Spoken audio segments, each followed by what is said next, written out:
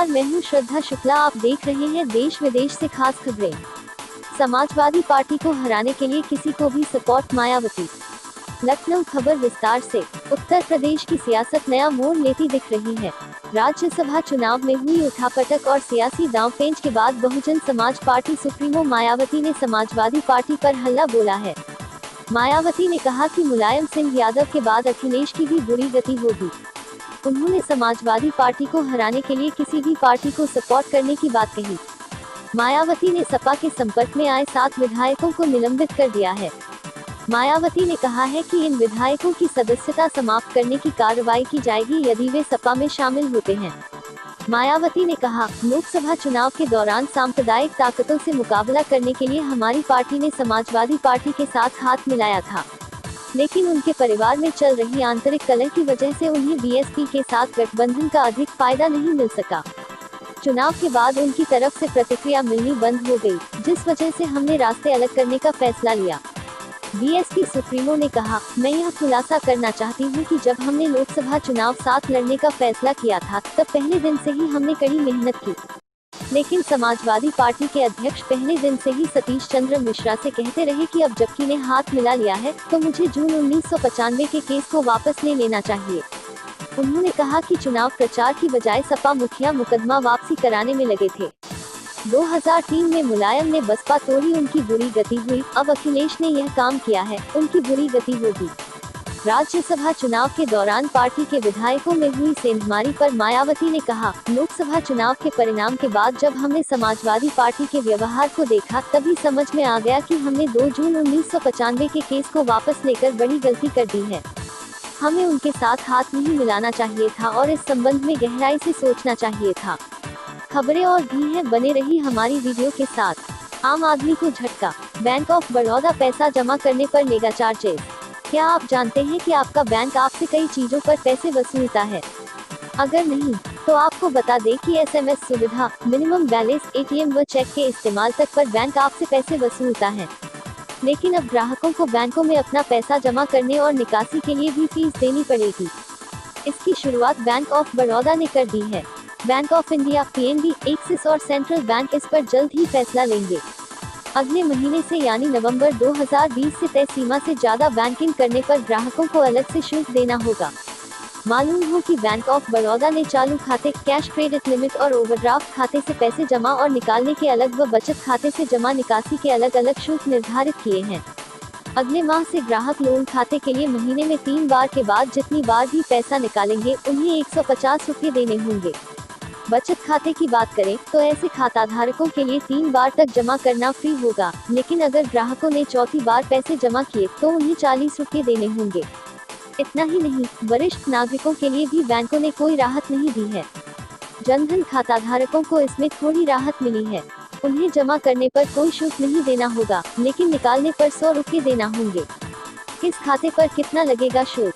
Greater than CC, चालू व overdraft खाता धारक अगर प्रतिदिन 1 लाख रुपये तक जमा करते हैं तो यह सुविधा निःशुल्क होगी, लेकिन इससे ज्यादा पैसे जमा करने पर बैंक आपसे पैसे वसूलेंगे। ग्रेटर देन ऐसे खाता धारकों के 1 लाख से ज्यादा जमा करने पर 1000 रुपये पर 1 रुपये चार्ज देना होगा। इसके लिए न्यूनतम व अधिकतम सीमा क्रमशः 50 रुपये और 20,000 रुपये है। ग्रेटर देन अगर सीसी, चालू व ओवरड्राफ्ट खातों से 1 महीने में 3 बार पैसे निकाले जाते हैं तो ग्राहकों से कोई शुल्क नहीं वसूला जाएगा। ग्रेटर देन चौथी बार निकासी पर प्रत्येक विड्रॉल पर 150 रुपये का शुल्क लगेगा। बचत खाता धारकों के लिए इतना होगा शुल्क। बचत खाता धारकों के लिए 3 बार तक जमा निःशुल्क रहेगा। हालांकि चौथी बार से खाता धारकों को प्रत्येक बार पैसे जमा करने पर 40 रुपये देने होंगे। निकासी की बात करें तो प्रत्येक माह में 3 बार खाते से पैसा निकालने पर ग्राहकों से कोई शुल्क नहीं लिया जाएगा, लेकिन चौथी बार से ग्राहकों को हर बार 100 रुपये का भुगतान करना अनिवार्य होगा। शेयर बाजार में तेज गिरावट, सेंसेक्स 600 और निफ्टी 159 अंक नीचे बंद। मुंबई खबर विस्तार से। कमजोर ग्लोबल संकेतों के कारण बाजार में भारी बिकवाली देखने को मिली। बीएसई सेंसेक्स 599.64 अंक नीचे 39,922.46 पर और निफ्टी 159.80 अंक नीचे 11,729.60 पर बंद हुआ है। बुधवार को बाजार की गिरावट को बैंकिंग और आईटी शेयरों ने लीड किया। निफ्टी बैंक इंडेक्स 537 अंक नीचे बंद हुआ है। भारी गिरावट के चलते बीएसई में लिस्टेड कंपनियों का मार्केट कैप भी 1.55 लाख करोड़ घटकर 158.19 लाख करोड़ रुपए हो गया। कंपनियों का एम कैप मंगलवार को 159.74 लाख करोड़ रुपए था। निफ्टी में इंडसइंड बैंक और एचडीएफसी के शेयर 3-3% नीचे बंद हुए हैं।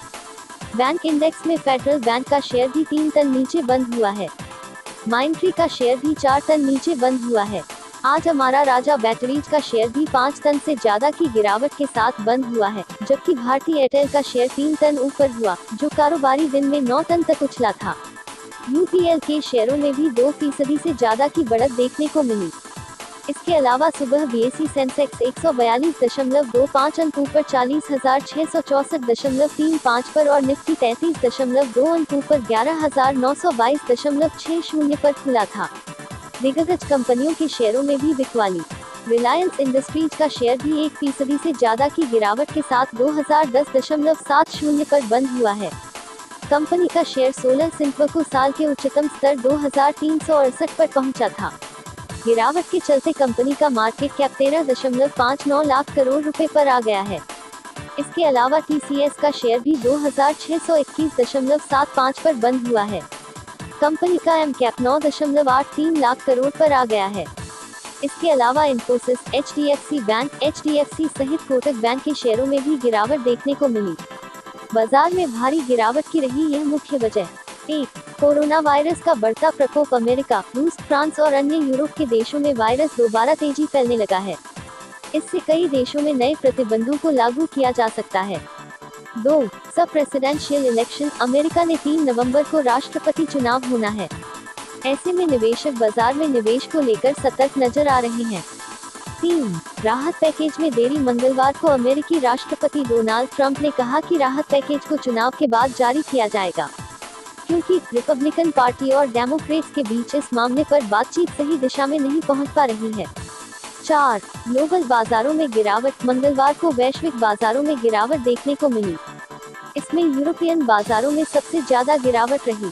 एशियाई बाजारों में जापान का निक्केई इंडेक्स भी आज गिरावट के साथ बंद हुआ है। 5. दिग्गज शेयरों में गिरावट। भारतीय शेयर बाजार में दिग्गज कंपनियों के शेयरों में गिरावट के चलते बाजार में गिरावट को सहारा मिला।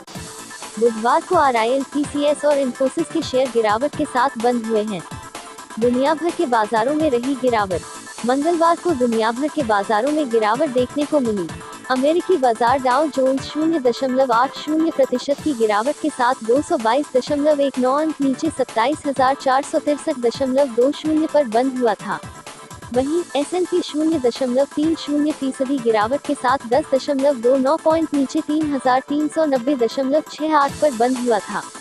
दूसरी तरफ अमेरिका के दूसरे बाजार नेस्डैक 0.82% बढ़त के साथ 94.43 अंक ऊपर 11,599.00 पर बंद हुआ था।